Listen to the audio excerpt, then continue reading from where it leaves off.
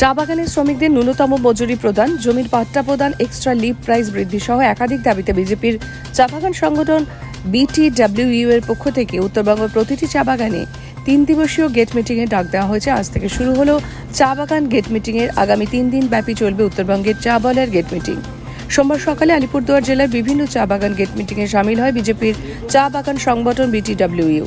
বিটিডব্লিউ এর কেন্দ্রীয় কমিটির নেতা রাজেশ বার্লা উত্তরবঙ্গের তরাই, ডুয়ার্স হিল সহ বিভিন্ন এলাকায় প্রতিটি চা বাগানে যেখানে বিটিডব্লিউ এর সংগঠন আছে সেখানে গেট মিটিং হচ্ছে।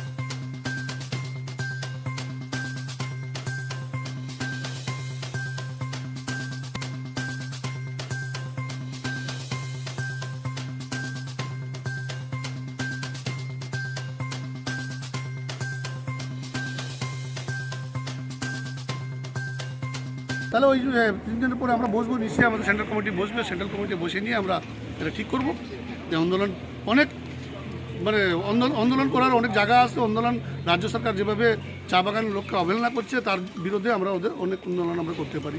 সে রূপরেখা আমরা অলরেডি একটা খসড়া হয়েছে, আবার একটা আমরা খসড়া করে চা বাগানে দরকার হলে আমরা গেট মিটিং ছাড়ে আমরা রাস্তাও নামবো।